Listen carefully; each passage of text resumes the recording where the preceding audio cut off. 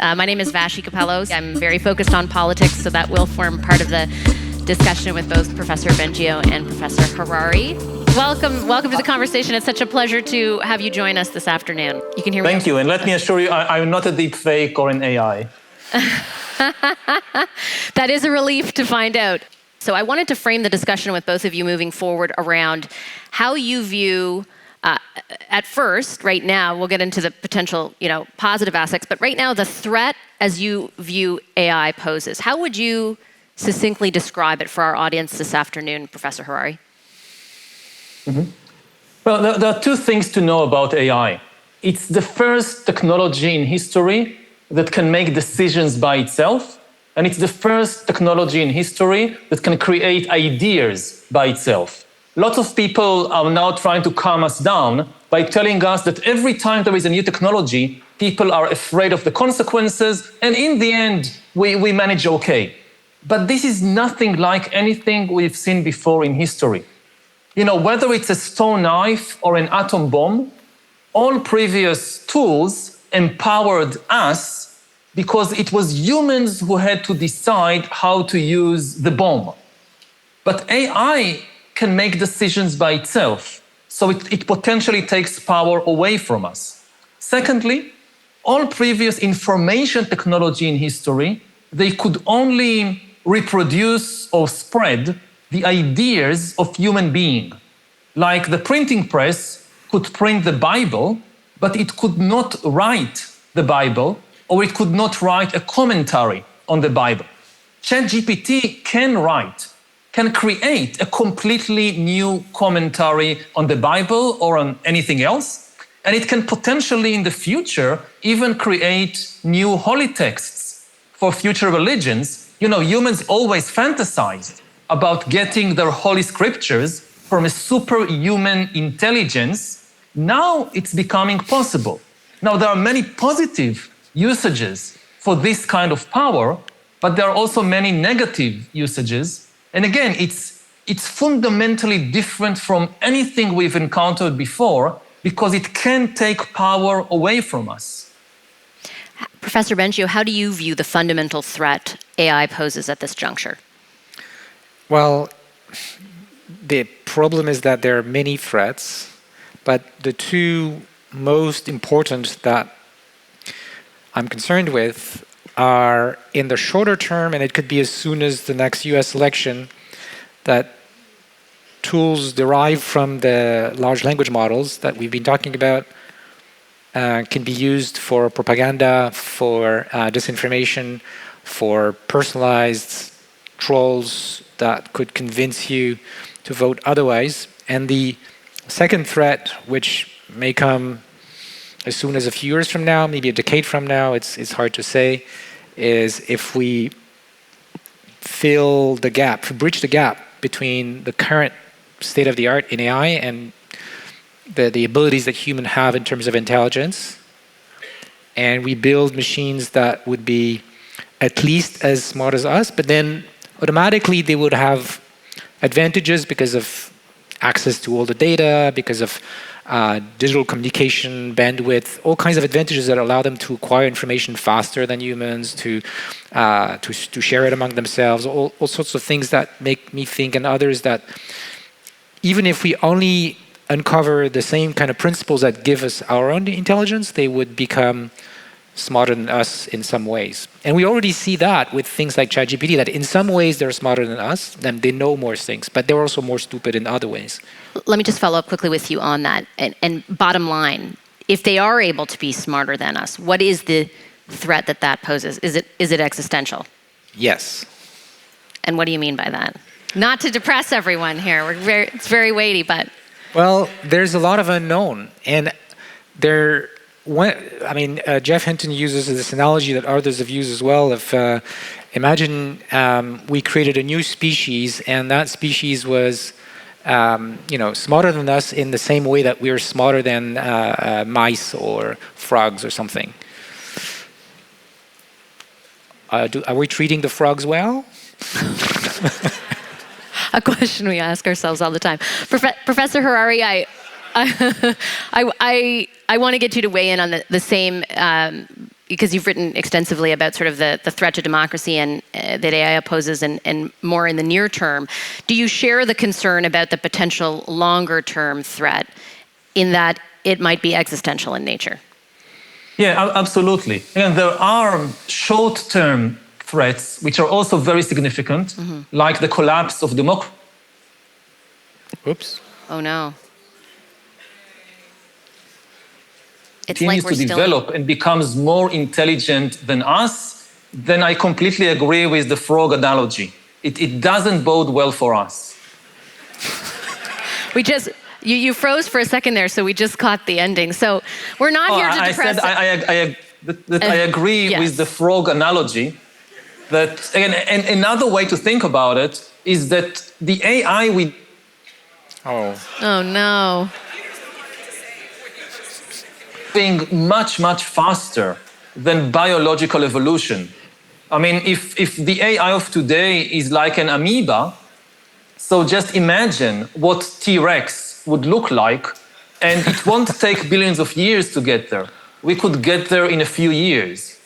Well, actually, I think that's an excellent point to follow up on with you, Professor Bengio, because I feel like as a regular person, not an expert like yourself, this stuff is very scary to hear. And are there timelines in your mind attached to it? I think I ask that question not to, further or amplify those fears, but to bring us to a conversation around how to mitigate those eventualities, right? And how fast must policymakers act in response? So what kinds of timelines are you thinking of? So the problem is that there's a lot of uncertainty about the timeline. And it could be as little as a few years before we at least have the principles to build machines as intelligent as us and thus smarter than us. Or it could be decades. And because there is such uncertainty, I think we collectively, and our governments in particular, have a responsibility to prepare for the worst case. At least, the plausible worst case, which might be like 5 years. I don't know. And what's important, and Yuval talks a lot about that, is the transition. Like how do we make sure that we adapt fast enough? So if it comes in decades, maybe we have a chance to adapt society. If it comes in 5 years, it seems hopeless, right? So what can we do to slow things down where it's more dangerous? How do we start as soon as possible putting the right guardrails to minimize all the risks that we've been talking about today? Professor Harari, you are both signatories to a letter that essentially asks companies behind the development of this technology, in response to what Professor Bengio just laid out, to take a pause on what they're doing. Why that letter, I think, again, sort of, we were just discussing what brought all this to a higher level of public cognizance. That letter certainly did the trick. Why was it important for you to attach your name to it? No, because again, it's really an existential risk to humanity. And what we need above all is time. Human societies are extremely adaptable. We are good at it, but it takes time. And if you look, for instance, at the last time that we had a major technological revolution, the Industrial Revolution, it took us many generations to figure out how to build relatively good industrial societies. And on the way, we had some terrible experiments, failed experiments in how to build industrial societies. Nazism and Soviet communism can be seen as simply failed experiments that killed millions and millions of people in how to build functioning industrial societies. And now we are dealing with something even more powerful than the trains and radio and electricity that we invented in the Industrial Revolution. I think there is certainly a way to build good societies with AI. But it will take time, and and we need to make sure that we don't make any more such failed experiments, because if we do it now with this kind of technology, we won't get a second chance. We won't survive it. We managed to survive the failed experiments of the Industrial Revolution only because the technology was not powerful enough to destroy us. So we have to be extremely careful, and we need to take things more slowly. In facing huge issues like the professor just laid out, Professor Bengio, there's a corporate or societal response, and then there's also a government response. This letter is a little bit aimed at both, but primarily asking the corporations behind this to take a pause. When you signed it, did you think they would? No. Thank you for being clear. Why not? The incentive system we've built in that, as Yuval is saying, works reasonably well for our industrial societies in our liberal democracies, is based on competition. And companies would not survive if they didn't play that game, because another one would take their place. Now, there are also individuals in those companies that may think that, ethics and social values are important. So humans can temper a bit that profit maximization incentive, but it's a very strong one. As far as I'm concerned, I didn't write the letter. I signed it. I thought it was a really good way to call attention to the problem, to the general public, to governments. And even people in companies have been discussing behind closed doors a lot since the letter. So it has worked in that sense, which is, I think the real reason why I signed it. Did you, Professor Harari, think when you signed it that anybody would take a pause? Not the companies for the same reasons, but we hoped at least to draw the attention of the public and of the governments, because ultimately it's responsibility of governments to regulate this very dangerous development. Unfortunately, what we saw in recent years is that the political discussion is just not there. If you look at the main political issues that politicians, that parties are talking about, they are not talking about this at all.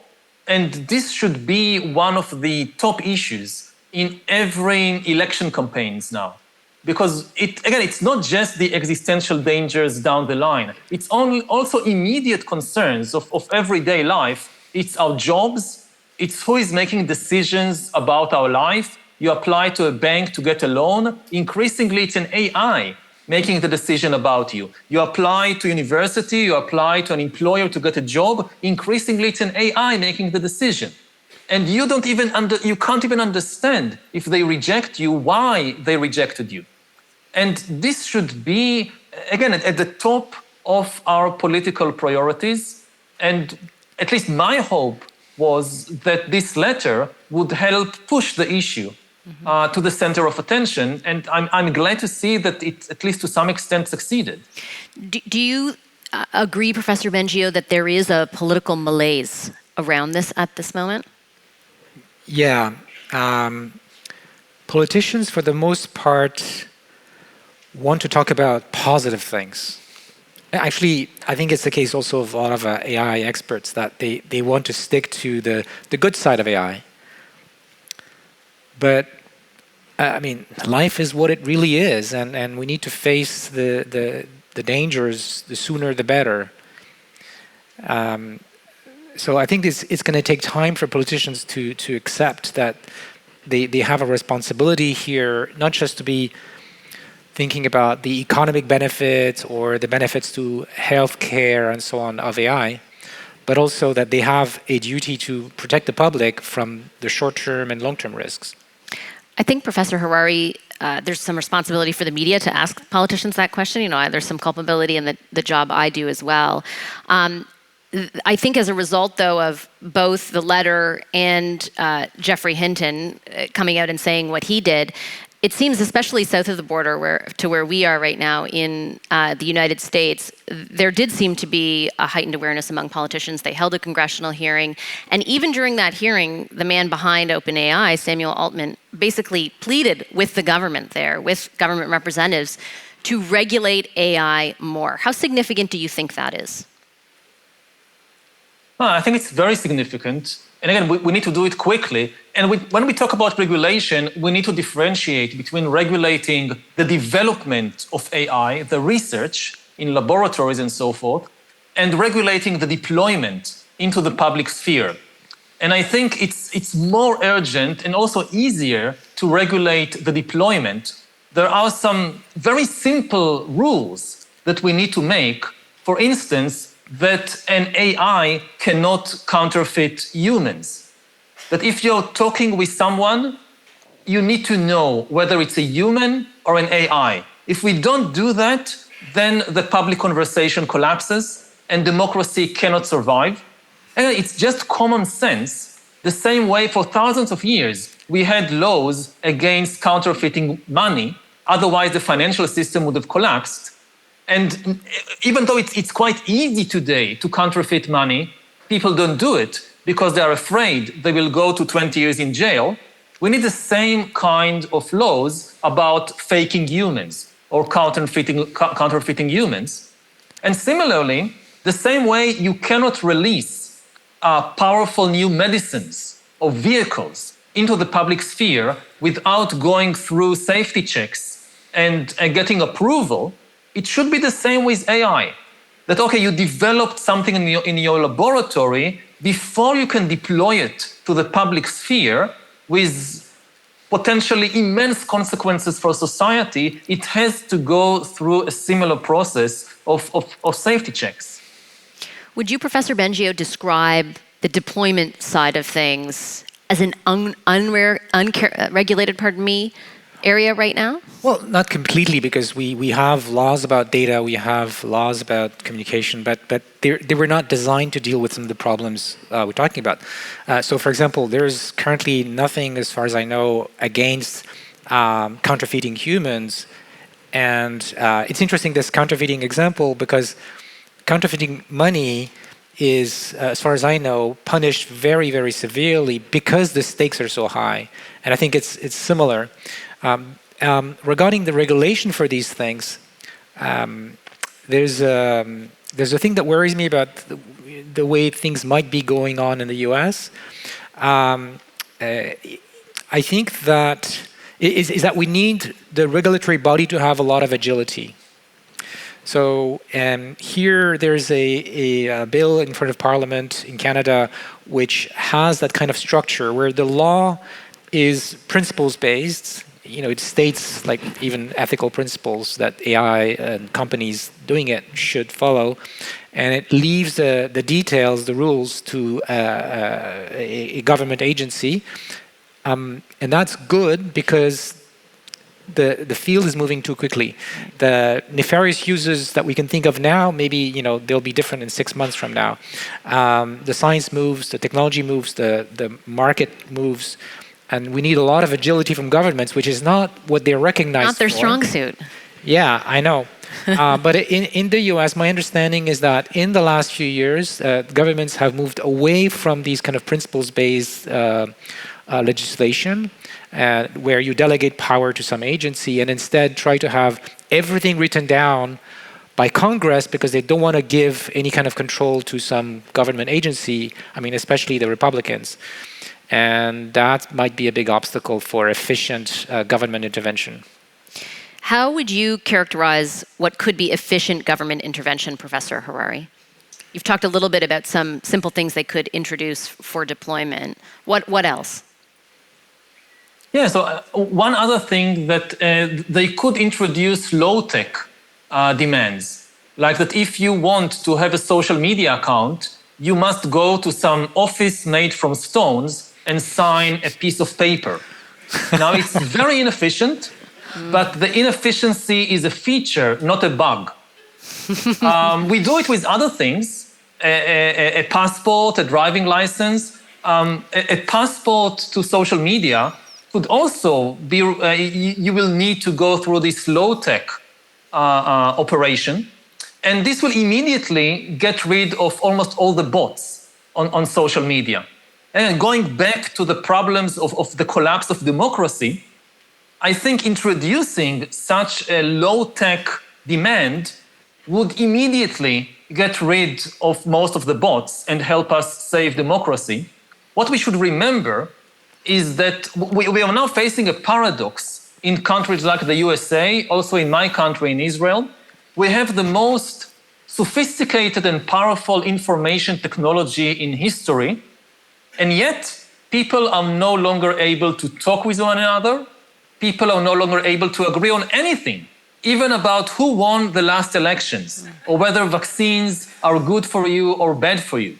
So how is it possible that with such powerful information technology, the conversation is collapsing? Something is wrong, deeply wrong, with at least the way we deploy our information technology. And we need to step back and think about it before we deploy even more powerful tools like AI, which could result in the complete collapse of the conversation. Again, if you're having a discussion about the elections with somebody and you can't tell whether it's an AI or a human, that's the end of democracy. Because for a human being, it's pointless to waste time trying to change the mind of a bot. The bot doesn't have a mind. But for the bot, every minute it spends talking with me, it gets to know me better, it builds even intimacy with me, and then it's easier for the bot to change my views. We have known for a couple of years that there is a battle for attention going on in social media. Now, with the new generation of AI, the battlefront is shifting from attention to intimacy. We are likely to be if we don't regulate it, we are likely to be in a situation when you have millions, maybe billions of AI agents trying to gain our intimacy, because that's the easiest way to then convince us to buy a product or vote for a politician or whatever. And if we allow this to happen, it will lead to social collapse. As Professor Harari is describing that, I was thinking, Professor Bengio, of the debate and the discussion around just the first battle that he describes, social media and its impact on democracy, and the pushback that there is to more government intervention versus the, up against the idea of free speech, and the political debate that occurred just on that. Forget about all the AI that we're talking about and the threat that poses, but just around that, there seems to be, and somewhat understandably, given the pushback, a hesitancy for governments to insert themselves too far into this. How troubling is that, given the prospects that lay ahead? Well, there's a kind of either vicious circle around democracy itself. So if we had a healthier democracy, we would be in a better position to protect it. And why is it that democracy is so fragile? One of the factors that I think social media and eventually AI might, really ride on is that humans are quite easily influenceable, and we're not always rational. We're, influenced by, as Yuval was saying, the relationship we have with a person, and if we value that person, we'll kind of buy what they say without really checking if it makes sense. And demagogy has existed for thousands of years, as much as democracy has, but it could be amplified by social media, and it could be further amplified with AI. So how do we? And so I think that's what's making it difficult to legislate and regulate properly, because there are conflicting interests at stake. If you're a corporation, you want the least possible, barriers that are going to slow you down. I like the low tax suggestions very much.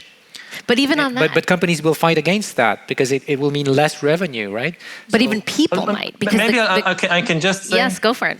Maybe I'll just say about the free speech issue, that this is a smoke screen used by the big corporations. It's not a free speech issue because bots don't have free speech. Bots don't have rights.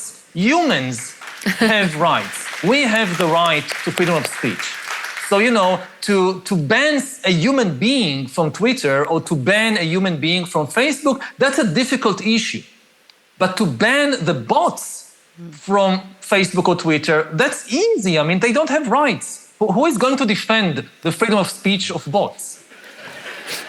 Elon Musk, perhaps? I guess I wonder, and I completely understand the point around it being a smokescreen driven by corporate interests, but it has been convincing to certain subsects of various political ideologies, right? And how do you say to someone who is used to now having the ease of doing whatever they want on social media that actually you have to go to this building? And I mean, it sounds amazing. Wouldn't it be wonderful to know people you're talking to on social media are real people? But convincing them to do so, like what is the imperative? Well, how do we do that? That's why we have the conversation we are having today.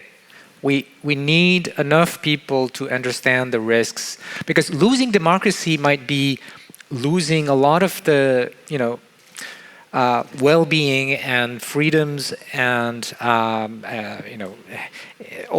of the good things that liberal democracies have brought. We might lose a lot of that with losing democracy. So we need people to understand that, and it's going to take time. It's going to take many discussions, but that's the way I can see the threat of losing something dear to us is probably the best way to bring us to make choices that we feel bad, like going to this building to get our account approved. There are other... I don't have time.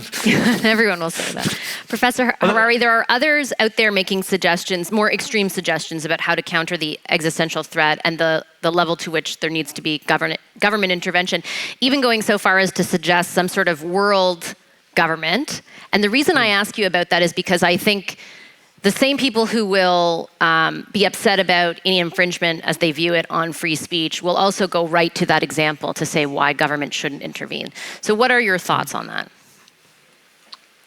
Well, world government is a terrible idea. It's impractical, and even if it could be done, it shouldn't. There are also ideas about that we have to set up some kind of authoritarian or totalitarian system in order to prevent, to save humankind. But I think the only realistic way to save humankind is, first of all, to save democracy, because totalitarian systems will be much, much worse than democracies when it comes to regulating AI and keeping it under control. The traditional problem of totalitarian regimes is that they tend to believe in their own infallibility, that they never make mistakes, and they don't have any strong self-correcting mechanisms for identifying and correcting their own mistakes. And with a totalitarian regime or some kind of super powerful world government, the temptation of that system to give too much power to an AI and then not be able to regulate it, it will be almost irresistible. And once a totalitarian regime gives power to an AI, there will not be any self-correcting mechanism that can point out the mistakes that the system will inevitably make and correct them. And it should be very clear that AI is not infallible. It has a lot of power, it can process a lot of information, but information isn't truth. And there is a long way leading from information to truth and to wisdom. And if we give too much power to an AI, it is bound to make mistakes. Only democracies have this kind of checks and balances that allow them to try something, and if it doesn't work, to identify the mistake and correct it. Why do you think, Professor Bengio, there are people making suggestions that go that far, and what is your assessment of them? Well, it is a simple idea that if we all were some kind of camera that watches everything we do, and some central government using AI would check that we don't do something really dangerous for humanity, like sending the command to kill everyone or just the bad guys or whatever, we would be safer. It's an appealing idea if you forget about everything that Yuval has been telling us. But on the surface, it says, oh, well, okay, so how do we make sure that no one on Earth, knowing the recipe for getting an AI into this stage where it could be dangerous for humanity would actually execute the bad command. Like, let's say we all had access to that knowledge. How do we make sure that no one will do it? So I think I don't think it's the right solution, but it's understandable. You would say, well, let's make sure everyone doesn't do it because they are wired up, watched, and they are controlled, and they can't do. Their freedom is restricted in very strong ways. It might be a tempting scenario, but I think it's very dangerous, as Yuval has been explaining. And I would like us instead to think through what are our options. Like, are there other ways that we could organize society so that it would be safe in the sense of safe AI, and that we preserve our human values, human rights, human dignity, and democracy? It's a difficult one, but I think it's worth spending our best brains' time on these kinds of questions. What does your intuition tell you, if I could follow up with you, Professor Bengio, on whether that win-win-win scenario exists? Well, I would say it would be difficult, especially if we don't have enough time. But when you get discouraged about something that seems so much bigger than your own little, human person, you have to remember that we can only do our best. And so I think our moral duty, even if the odds seem, bad, is to try, is to think through this. So think about people who have been fighting for years, decades, for us to change our ways to deal with climate change. Mm-hmm. It may seem like a desperate cause, or at least it has for many years, and hopefully it's getting better. But people continue fighting, right? Continue trying. And that's what we have to do with the challenge of AI. And it's worth it because we might bring good health to everyone, education, solve climate change, and we might even be able to reform society completely in ways that maybe you would call utopia, but might give us all of these good things, and even better than the current kind of society we have in terms of democracy and well-being of people.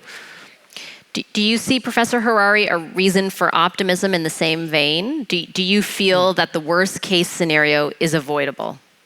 Wait, I didn't say that I was optimist. I said we have... I characterize it as such. I said that I don't want to be either optimist or pessimist. I said that we have a duty, a moral duty to go for the optimist solution and try to make it happen.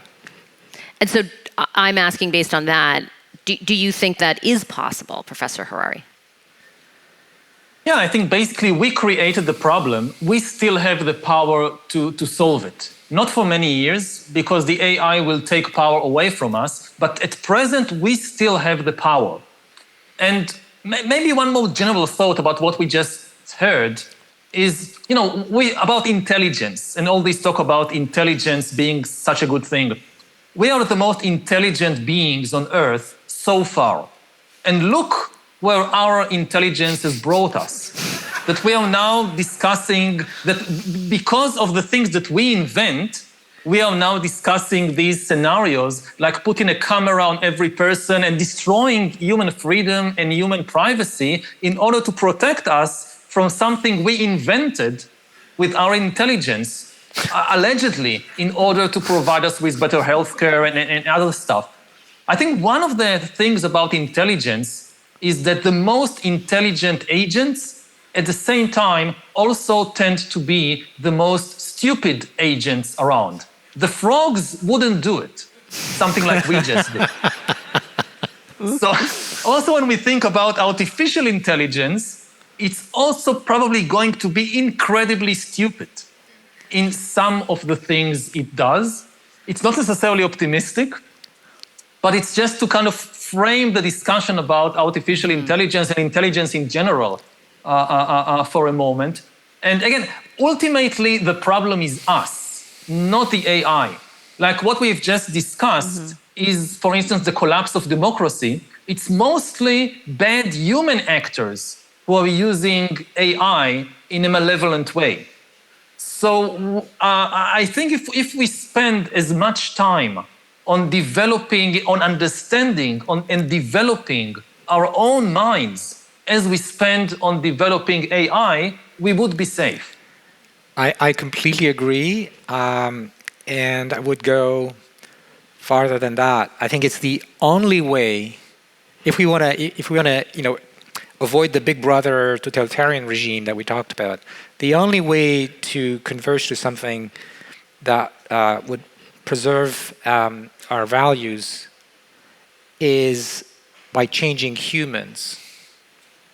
And I think it is possible. So there are subsets of humans that are more ethical, wiser, better understand themselves, more compassionate, more rational. So we know it is possible. How do we bring that to the whole of humanity? That's the utopia I was talking about.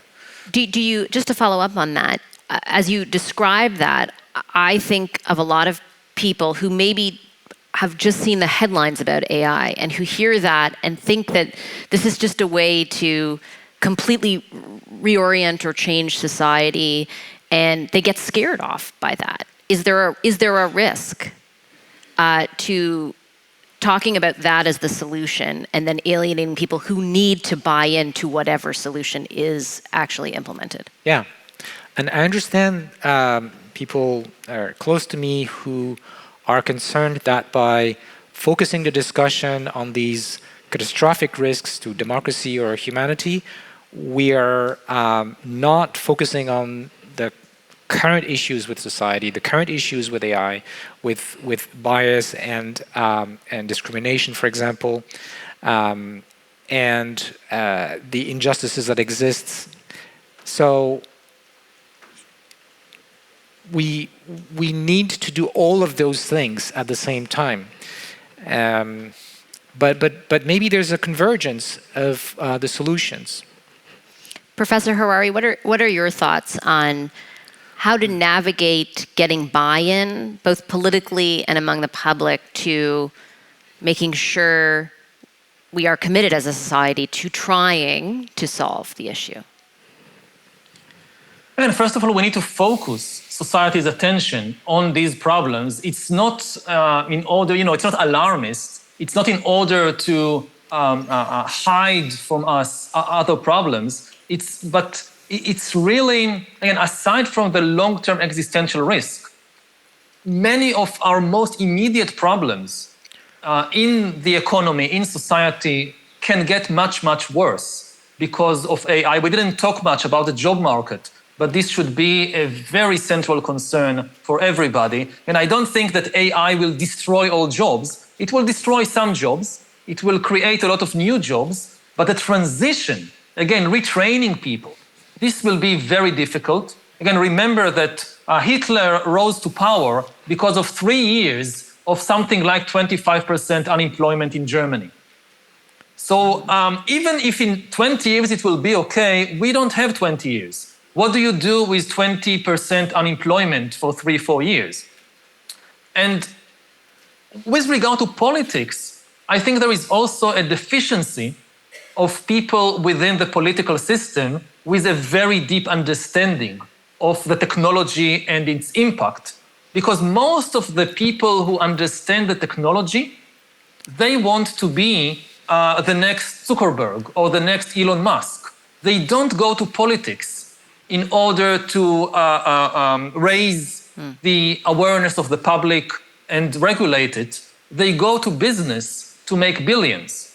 We have some few exceptions. For instance, Audrey Tang, who is the digital minister of Taiwan, she was a hacker. She could have she could have went the business way to have a startup and make billions. And she decided, no, I will go to politics and I will help the public and the political system understand and regulate this explosive potential. So we basically need fewer Zuckerbergs and Elon Musks and more Audrey Tangs. That's definitely one way to put it.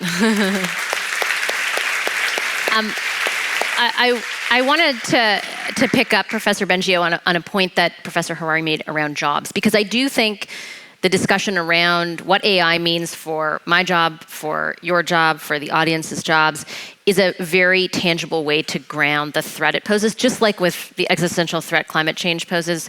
Looking at the floods in Quebec, the fires in Alberta, certainly grounds it for us, and ultimately, I think, changes the impetus for politicians to act. How would you characterize the threat or lack thereof AI poses to our jobs?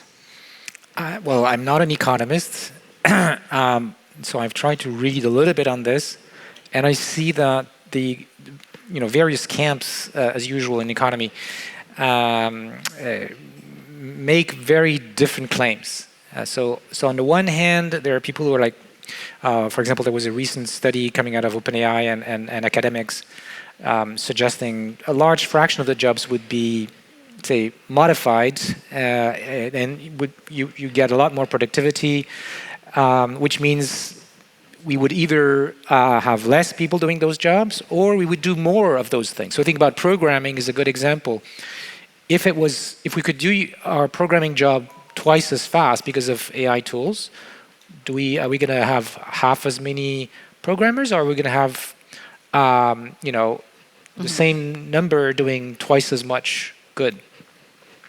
So that's it's hard to predict those things. And also, one of the arguments I've heard on the side of let's not worry is societies change slowly, and even if we had the technology for something, it might take years or sometimes decades for people to really bring it in society and have a big impact on the job market. Now, okay, there are also the other arguments that are saying AI is different. Once you have a system that essentially does their work better, so think about right now, we're talking about all the jobs that you can do by just manipulating language. Like you just, email and social media and so on, and working with databases and stuff. It's likely that those kinds of jobs could be done better fairly quickly in many sectors, and whether companies are going to be able to do this quickly or not is really hard to predict. But if they do, we could really have these transition problems that Yuval's talking about. Do you think, Professor Harari, that the jobs part of the discussion is a way to ground this for people who are maybe agnostic at this point?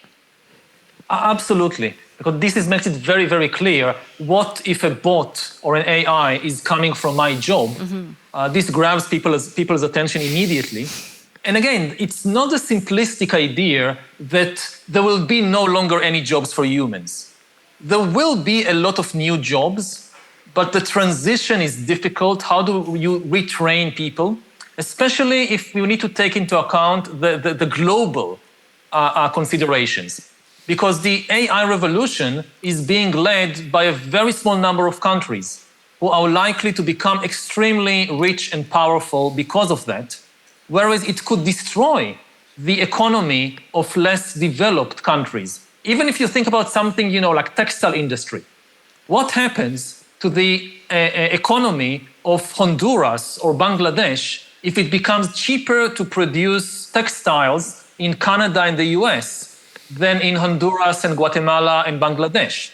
So do you really think you'll be able to retrain millions of textile workers in these countries to be, designer of virtual reality games?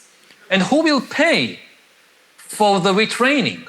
I mean, in the advanced, developed countries, the gains from the AI revolution will enable the government, hopefully, to cushion the blow for the people who would lose their jobs and will enable them to retrain. But I don't see a US government levying taxes on Google and Facebook and Microsoft and sending the money to Honduras or to Bangladesh to help the people there retrain and cope. So we could see a kind of new, like with the Industrial Revolution in the 19th century, that led to very few countries basically conquering and dominating the whole world, this could happen again within a very short time due to the automation revolution and the AI revolution. And again, if you add to that, it's not just the economy, it's also the type of political control that you can get from harvesting all the world's data and analyzing it. Previously, to control a country, you needed to send in the soldiers. Now, increasingly, you just need to take out the data. What happens to a small country somewhere when the entire personal records, medical records, whatever, of every politician and journalist and judge and military officer is held by somebody in Silicon Valley or in China? Is it still an independent country, or did it become a kind of data colony? So these are the kind of immediate dangers that I think should be clear to any citizen, no matter what their views are on the long-term existential risks of AI.